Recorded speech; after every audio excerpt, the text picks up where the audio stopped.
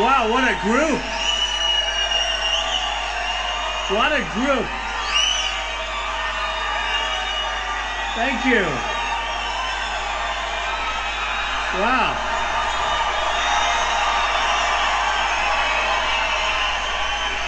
I should have been paid more money for this. I made a bad deal. I made a terrible deal. You know, we'll do what the baseball players do. We'll renegotiate, right? Well, it's an honor to be here in Australia. And Jennifer is a fabulous woman. You know, women have always been tough on me. The only time I've ever made money with women was when I bought the Miss Universe pageant. And I will tell you, it was and I've lost a lot of money with women, but that's acceptable. I don't mind that. But you know, I was really honored that Jennifer came in. I thought it was great. And it just shows you do have cases, though, where people quickly forget. In Jennifer's case, when she heard about it, just the opposite. But you have cases where people in this room have made people, and they quickly forget. And I don't like those people. And I go after those people. In fact, no, I do. I go after them. But here's what we do. We're going to discuss today success and things that I've learned. And I had plenty of time to think about it because I just got off a plane, 22 hours. And if you can't think about things like success for 22 hours, I mean, I could talk to you for a long time about success. But there are certain aspects of success that are just so vital. They're so important. And a lot of people don't discuss them. And we're going to discuss them tonight. And you know, I love to teach. I love to teach. I mean, this room is sold out. It's 10,000 people, more than 10,000 people, and I'm very honored. But I like speaking in front of large crowds because I've learned a lot over the years, good and bad. And I like to impart the knowledge. I like to make people happy.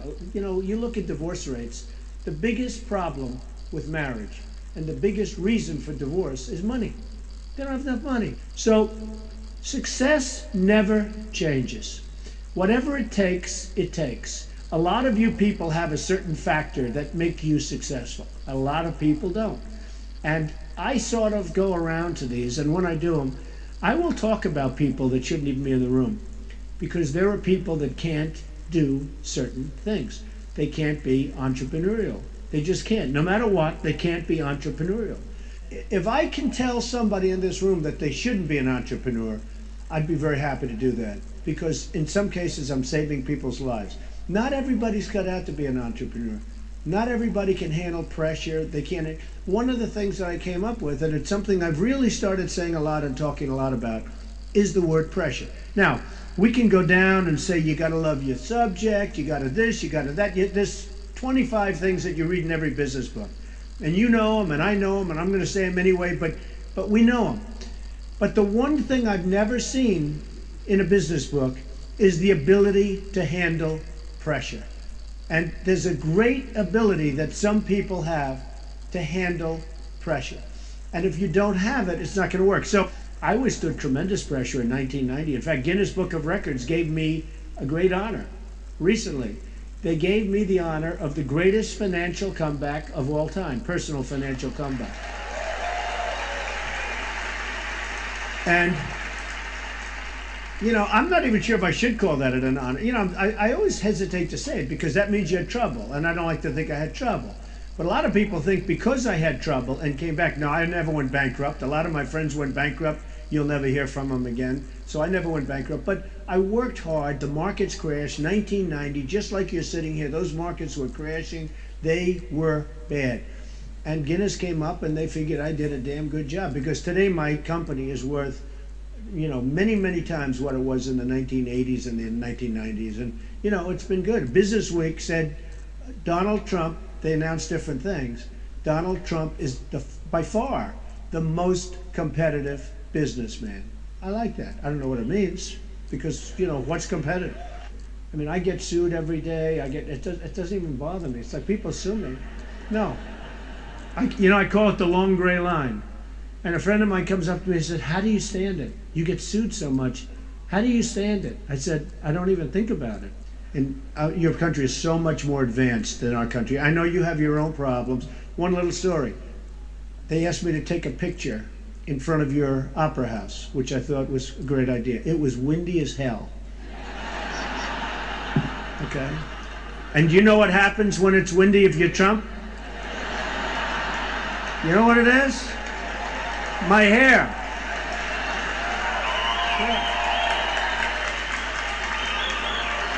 No bald spot, wait. I don't see a bald spot. I'm doing better than most of my guys my age. There's so much common sense in business. I see it all the time. I mean, I look at things and I look at the stupidity with which people work. I look at Obama. And I say, because I have so many different things. There's luck. There's you know, you need to hire the right people, and you need not to trust them at all because they'll take the shirt off your back. You know, my mother in one speech was there, and I said that you need to get great people and not trust them. My mother came up to me, darling, did you make a mistake? You said get great people and not trust them. Was that a mistake? I said no. Because if they don't respect you, they'll steal from you, they'll take the shirt off your back, they think the company is theirs. They've got to respect you. If they don't respect you, if you're a slackard, if you don't work hard, if they don't think you're smart, if they think they're smarter than you, they'll rob you, they'll steal from you, and you won't know what happened until it's too late. So my mother gave me a little hard time. She said, that's not the way it is, Donald. You get the right people and trust them.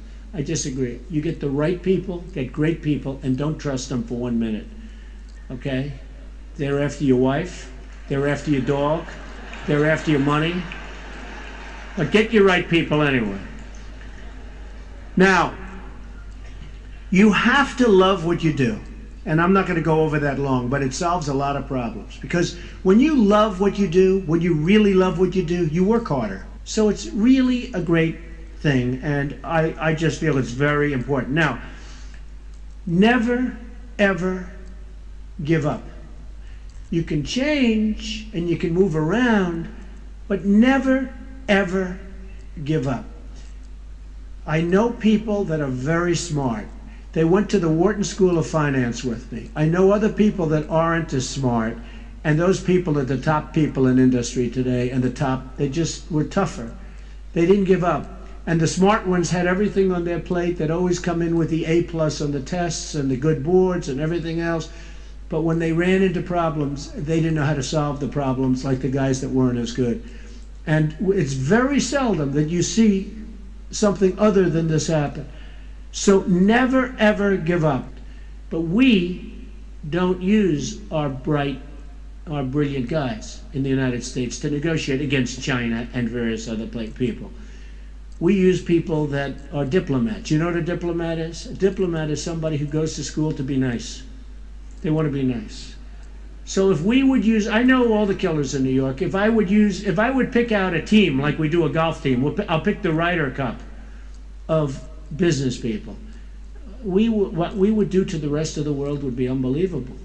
But we have politicians that don't do that because they want to be nice. I mean, I deal with China. I respect China. I'm not angry at China because they're ripping off the United States. I just wish we had somebody that could rip them off for a while, okay?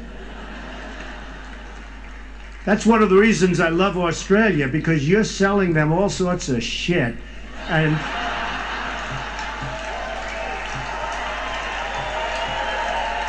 no, I love it.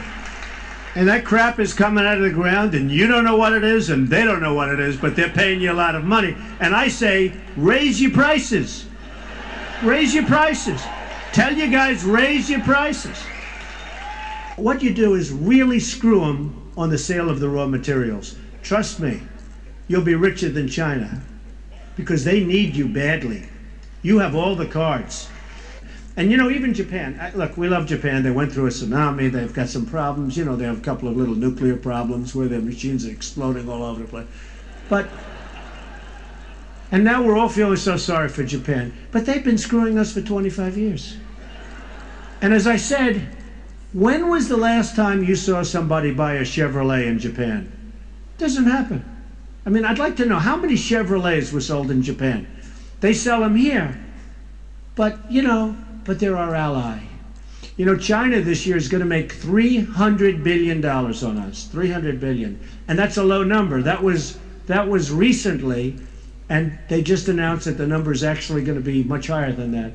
But you take other countries like Colombia. Colombia's made $4 billion last year. $4 billion on us. That's a small country. And I actually spoke with a group representing Obama. I say, let me ask you a question. Do we make any good deals? Is there one country, one, I just want to see one, where we made a good deal? I mean, we gave the Panama Canal away for $1. Jimmy Carter, he was another beauty. He was a great one. We're giving it away for $1. $1. You know what they did? They doubled the price. The Panama Canal is making so much money that they're now building a new and bigger Panama Canal. Jimmy Carter gave it away for $1. Do you think he was a great negotiator? This is what we have. We have very stupid people running the United States. Okay. I know, run. Everyone says run. We should run. And you know what? I did run. I was #1 in every poll. But, we have a rule that you can't be on television and run for office. So I'm saying to myself, I have this show called Celebrity Apprentice, which is a big hit. Big hit. And by the way, the group that does it here, they do a great job too. I mean, they do a good job, and really a good job. But we have it's a tremendous success. And you have equal time, so you can't do that. You can't run for office and have the show. But I am watching. And if the economy continues to be bad, which I think it will because we have incompetent people leading our country.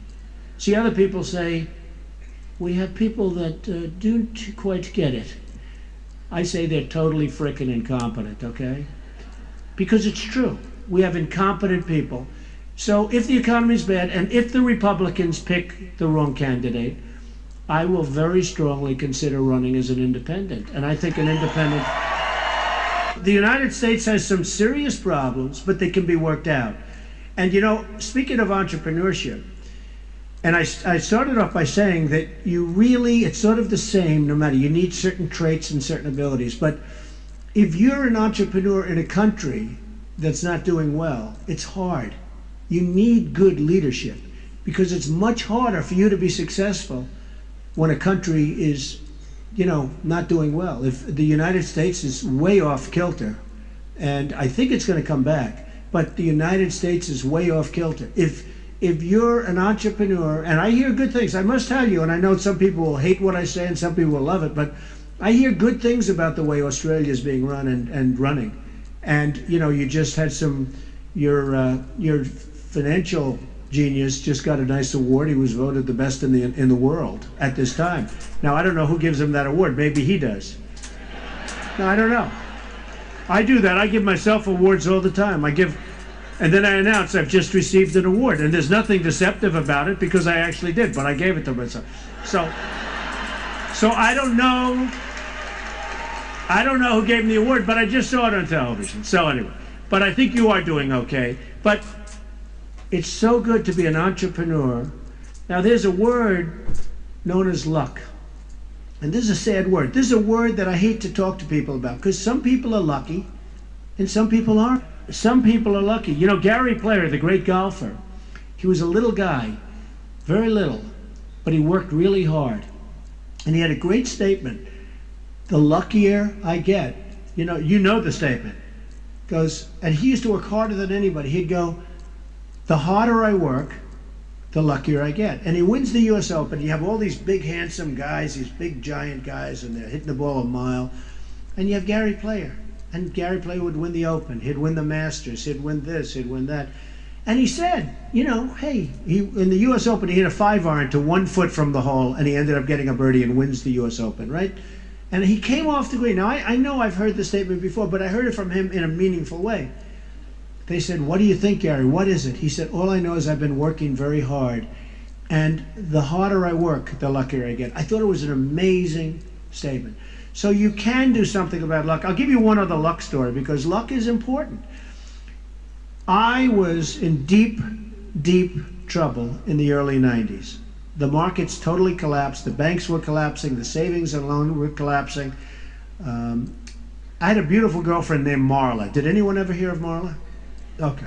Cost me a frickin' fortune, let me tell you. And I'm walking down Fifth Avenue, right in front of Tiffany, okay? Right in front of Trump Tower, Tiffany. And there's a man, a blind man. He's got pencils in a tin can and a dog, seeing eye dog. And I said to Marla, Marla, do you know who that is? She goes, yes, darling. Isn't it sad? He's a beggar. I go, well, you know, right now that beggar is worth $900 million more than I am. And she goes, somewhat naively, although in retrospect she wasn't very naive at all. She goes, what do you mean, darling? He's not worth $900 million, is he? I said, no. Let's assume he's worth nothing. But I'm worth minus $900 million right now.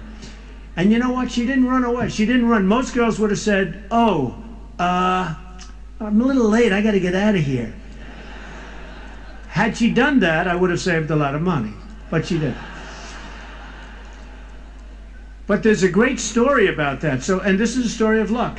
I go to my office, and my secretary's been with me for a long time, said, Mr. Trump, you have a major black tie dinner tonight. I said, where? The Waldorf Astoria. I said, who's there? The bankers. I said, bankers? Oh, shit. I owe them $9.2 billion. Okay? Have no intention of paying it. And I have to go to a banker's den. It's true. So I say, I don't want to go. I'm not going. She said, no, you got to go. And, you know, on top of it, it's black tie. So now on top of everything else, I have to put on a tuxedo to get abused. So I go. I say, you know, I go home, not even think. And then I call myself. I say, give me the details. I'm going to go. Okay, now we're talking about luck. So I go. And I'm sitting at a table, loaded up with bankers. And the guy on my left was a nice guy. Obviously, he didn't loan me any money. And he was a nice guy. And he's talking to me a little bit. The guy on my right, I didn't know who he was. And I say, hello, how are you? He goes, huh. And he turns his head. I go, whoa. The guy on my left says, he doesn't like you very much. I said, I've got, you know, I sort of understand that. So I started talking to the guy on the left for a while, and then I hit the guy on the right, and you could see the hatred was immense. Well, this was a guy that bankrupted 32 different people. He was with a certain bank. I won't name the bank. I owed him $179 million. And he was nasty, and he wasn't even taking my phone calls. He wasn't taking anybody's phone calls from. He was a bad guy. He was bankrupting everybody instead of working it out. So now I'm sitting next to him. I figured out it was him, because I said, what's your name? He looks at me, didn't want to even give it. Okay, he was insulted that I didn't know, but I never met him. I owe him, think of it, I owe him $179 million. I never even met the banker. So the evening goes by, and I started working on him hard. You know, it's called work. It's not pleasure. I'd rather be home watching television. I like to say read a book makes me more intellectual. I actually was like this. So I can think of about 1,000 places I would have rather been, but it's work.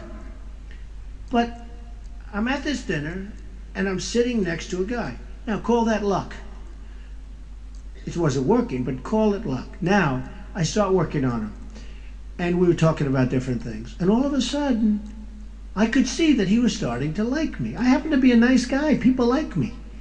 You know, with The Apprentice, they say it can never work because women will never like Donald Trump. And I say, excuse me, who's done better with women than Trump? And by the way, my highest audience is women. Women. They love Trump. It's a crazy thing. See? Women are smart, aren't they? Okay. So what happens, I'm with the banker, and at the end of the evening, he says, you know, I got to tell you, you're really a great guy. I like you. Can you be in my office? You know, when you owe lots of money, you go to their office. Can you be in my office on, this was a Friday, on Monday morning at 9 o'clock? We'll see if we can work something out. Now, he bankrupted, I think it was 32 different people. And he was vicious. No deals, no negotiation, no nothing. I said, I'll be there. I went to his office, and in 5 minutes, we worked out a deal for a lot of money. And if I didn't work it out with him, I had 100 banks, and he was the only one I couldn't work it out. Then the other banks could never have done, because, you know, a lot of the people in the room, if you don't do it perfectly, they can't, you know, it's just the way it is. So I work out a deal. Now, I said, thank you very much. You really are a gentleman, even though he's a rough guy, but I won't go. But to me, he was a gentleman. But think about the word luck, and think about working hard. I didn't want to go there. I said, I'm not going. I refused to go. My secretary gave me one more chance. I went. I happened to sit next to the guy, but I would have never sat next to him. And had I not gone, and had I not sat next to him and done well with him, I probably wouldn't be here, because the empowerment group would say, who the hell wants a loser? Who the hell? Well, maybe they'd have me as how to blow a fortune, okay? So the word luck, and I consider that to be an important thing, because the word luck, you can make yourself luckier. Now, just a few other things. Passion, you need passion. You just have to do it. You need passion. Go against the tide if you have talent.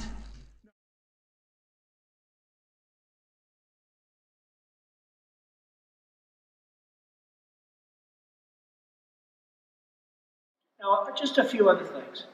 Passion, you need passion. You just have to do it. You need passion. Go against the tide if you have talent.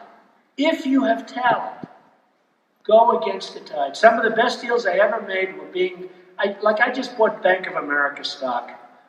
I mean, I'm not a big fan of Bank of America. In fact, I'm suing them. You know, I bought a winery down in Virginia at a bankruptcy auction, and they have a house that should have been included, and I'm suing them. And yet I go out and buy their stock. Now you tell me, am I crazy or who knows? But I went out and bought some Bank of America stock. I'm not a big stock guy, but it's been so badly beaten, and it's sort of going against the tide. Go with your gut, go against the tide. I sort of like that. I mean, to me, I like it.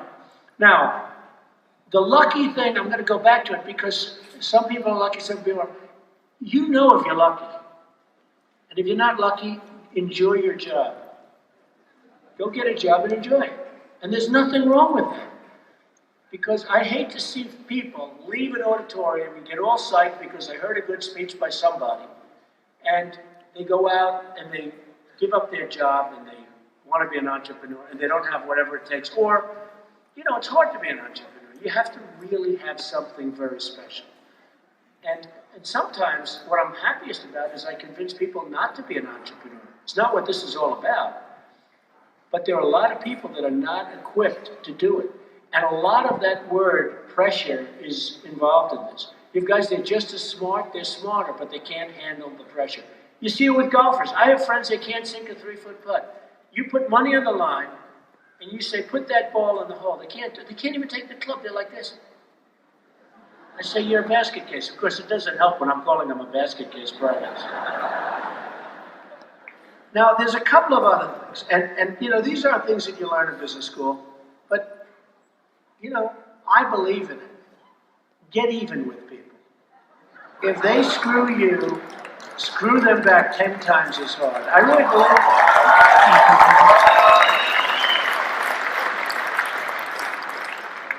I mean, I'll give you an example. Jennifer Hawkins. Where's Jennifer? Where's she sitting? Come up here, Jennifer.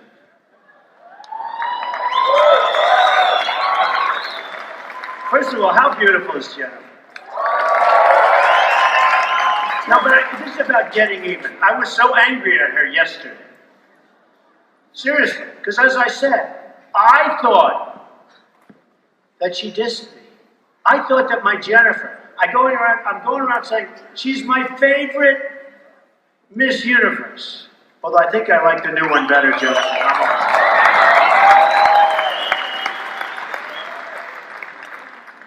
So I go around saying she's the greatest. She writes books. They call me. I say, oh, I don't want to answer another Jennifer Hawkins question. She's fantastic.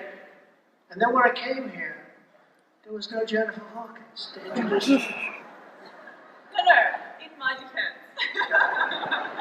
No, there was miscommunication. Okay, Of course I wanted to come here. So I was actually going to get up and tell you that Jennifer is a beautiful girl on the outside, but she's not very bright. But that wouldn't have been true, but I would have said it anyway.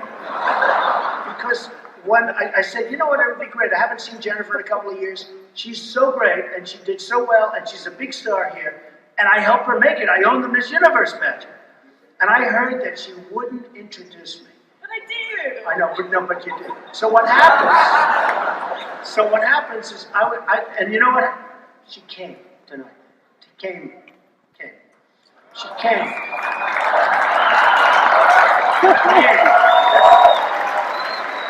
See, so they have the same filthy minds in Australia. She goes, as me. I was gonna refer to the other. No, but here's the beauty. When she found out about it, she got in that car and she got her ass over here, and I love her. Can I just say one thing? Yes. I found out this morning, okay? It was miscommunication with my management. So No, but here's the beauty. When she found out about it, she got in that car and she got her ass over here, and I love her. Can okay? I just say one thing? Yes. I found out this morning, okay? There was miscommunication with my management, so I'm sorry. I felt really You know, bad. I don't know too many women that are taller than me. I'm not taller. Look. I'm not Oh, taller. you're not. No. Can I sit down now? Yes, go. You've embarrassed me. Go. Thank you very much. She's great. Here's the thing. Get even with people in business, because if you don't, they will continue to go after you. And not even those people, but other people. And they're not necessarily teaching you this stuff in school, but this is things that I've learned over the years. You got to get even with people, because even if you don't come into contact with them, everyone else knows you're a fighter, and you're not going to take crap. And other people aren't going to take advantage of you. So I think it's really important. If somebody screws you, screw them back in spades. And I really believe it's important whether you like it or not. Now, what you want to do is get out, work hard. You're in a great country. This country is a great country. It really is.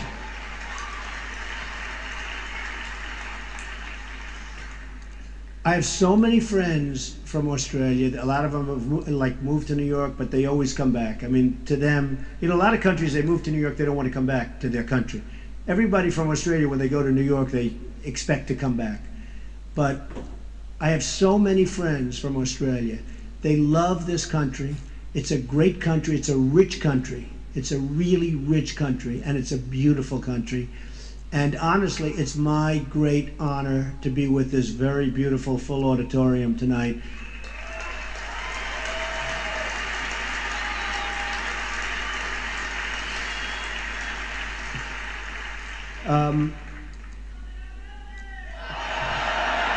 What?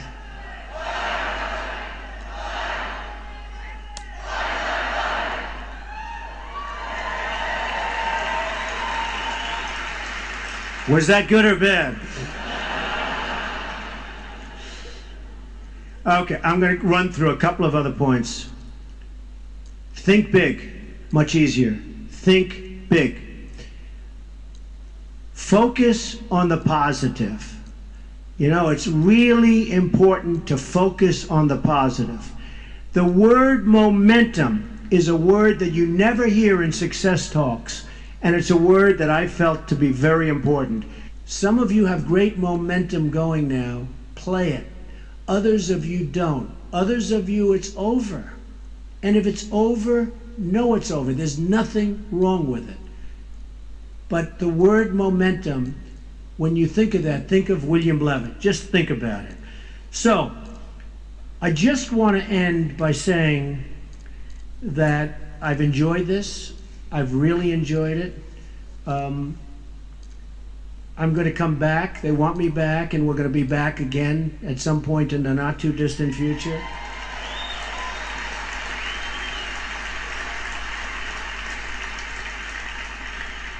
But so much of success is seeing yourself as victorious. You have to see yourself. You have to really believe in yourself. And sometimes it's hard. You know, you've had failures, you've had weaknesses, you've had other things. You have to see yourself as a one-man band. Don't rely too much on other people because they'll let you down.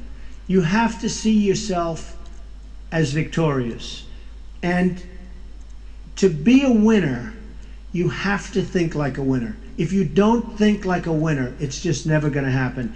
And I have to tell you, it's a real honor. And even though the 22-hour trip is a little abnormally long, this is an amazing group of people, and it's an amazing country, and I very much appreciate it. Thank you.